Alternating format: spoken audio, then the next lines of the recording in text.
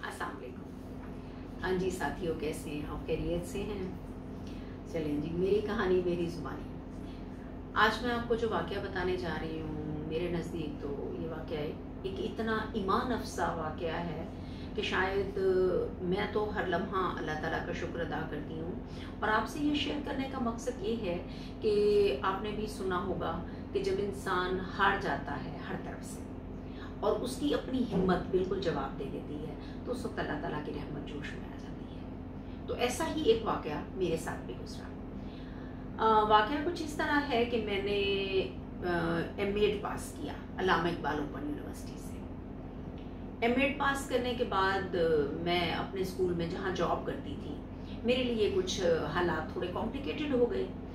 जो लोग ख़ास तौर पे वो मेरी बहनें जो मेरा प्रोग्राम देख रही हैं और वो टीचर बरादरी से हैं, तो वो इस बात को बहुत अच्छे से जानती होंगी कि टीचिंग में भी पॉलिटिक्स होती है। और जो स्कूलों की पॉलिटिक्स होती है वो क्या होती है, सिर्फ पीरियड लगाने तक टाइम टेबल और इन मसाइल में वो टीचिंग पॉलिटिक्स इन्वॉल्व होती है। तो उस टीचिंग पॉलिटिक्स में कुछ मेरे साथ इस तरह हुआ कि मुझे स्कूल में पीरियड अगर 9 होते हैं तो 9 के 9 पीरियड मेरे लगा दिए गए।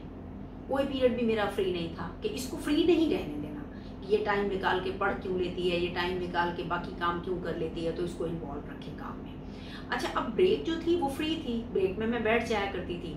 तो एक मेरी साथी टीचर ने जाके प्रिंसिपल से कहा कि मैम ये ब्रेक में फारिग बैठी रहती है, ऐसा है कि हम लोग अल्लामा इकबाल ओपन यूनिवर्सिटी से प्रॉस्पेक्टिस मंगवाना चाहते हैं, इसको ब्रेक में भेजें और जाके ये प्रॉस्पेक्टिस लेके आए। अच्छा, प्रिंसिपल साहबा ने मुझे एक लिस्ट पकड़ाई और मुझे कहा कि अल्लामा इकबाल ओपन यूनिवर्सिटी चले जाओ और ये प्रॉस्पेक्टिस लेके आओ। अच्छा, जिस वक्त मैं निकलने लगी और साथ ही उन्होंने कहा कि ब्रेक में ही वापस आना है, तो मैंने कहा जी ओके मैम, ठीक हो गया। जब मैं निकलने लगी तो उन्होंने मुझे कहा अगर वहां तुम्हें कोई मसला हो तो 4 नंबर कमरे में तिरमजी साहब होंगे, उनसे जाके मिल लेना। वो उनकी बात मेरे माइंड में सेफ हो गई और मैं चली गई। जिस वक्त मैं अल्लामा इकबाल ओपन यूनिवर्सिटी गई और मैंने काउंटर से जाके प्रॉस्पेक्टिस ली, उसमें एक प्रॉस्पेक्टिस जो थी मौजूद नहीं थी और उन्होंने कहा जी ब्रेक टाइम हो गया है, अब आपको 1 घंटे की ब्रेक के बाद प्रॉस्पेक्टिस मिलेगी। मैं परेशान थी क्योंकि मुझे उसी टाइम में ही जल्द वापस पहुंचना था। मैंने उन मैम से रिक्वेस्ट की, उन्होंने अपनी खिड़की बंद की और वहां से उठ के चली गई। मैं बड़ी परेशान हुई। जब तक मुझे ख्याल आ गया कि मैम ने कहा था तिरमजी साहब से। मैं उठी और मैं तिरमजी साहब के पास चली गई, 4 नंबर कमरा पूछती हुई। तिरमजी साहब को मैंने सलाम किया कि सर मैं फलां स्कूल से, मेरी प्रिंसिपल ने आपको सलाम भेजा है और सर ये प्रॉस्पेक्टिस चाहिए। उन्होंने कहा मैम आप तशरीफ रखें। उन्होंने मुझे प्रॉस्पेक्टिस मंगवा दी। इस टाइम में कि प्रॉस्पेक्टिस पहुंचती, उन्होंने मुझे पूछा कि मैम आपको मैंने कहीं देखा है। मैंने कहा सर मैं एमएड की वर्कशॉप अटेंड करने ओपन यूनिवर्सिटी कैंपस आई थी। तो उन्होंने कहा जी मैम, तो एमएड कर लिया, आगे क्या करने का इरादा है? तो मैंने कहा सर आगे मैंने पीएचडी करना है। उन्होंने कहा मैम पीएचडी से पहले आपको एमफिल में दाखिला तो लेना होगा ना। तो मैंने कहा सर अभी देखूंगी। तो उन्होंने कहा मैम देखेंगी क्यों, ये फॉर्म पड़ा है, आप ये फॉर्म फिल करें, एनटीएस का है, एनटीएस का एडमिशन भेज दें और एनटीएस का एग्जाम अगर पास हो गया तो एमफिल में दाखिला हो जाएगा, अदरवाइज तो मुमकिन नहीं है क्योंकि एनटीएस लाजमी है। तो मैंने उन सर के ऑफिस में बैठे हुए ही अपना फॉर्म फिल किया और उसको वहीं अल्लामा इकबाल ओपन यूनिवर्सिटी के पास नेशनल बैंक में फॉर्म सबमिट करा दिया। अब मैं गई टीचर्स की प्रॉस्पेक्टिस लेने थी। हुआ क्या वहां कि मुझे एक फॉर्म मिला जिस पे मैंने एनटीएस का दाखिला भेज दिया। अच्छा, जिस वक्त मेरे स्कूल में मेरा रोल नंबर स्लिप आई और मेरा agriculture department Bahauddin Zakaria university में एनटीएस का टेस्ट था, मेरा पूरा स्टाफ इस कदर मेरी इस बात पर मुस्कुराए कि ये रोल नंबर स्लिप देखें, ये कलसूम दुरानी की रोल नंबर स्लिप आई है, ये टेस्ट देने जाएगी यूनिवर्सिटी में और कौन से दिन जाएगी। क्योंकि मैं साथियों आपको ये बता दूं कि ना ही मैंने कॉलेज देखा था, यूनिवर्सिटी का तो सवाल पैदा ही नहीं होता।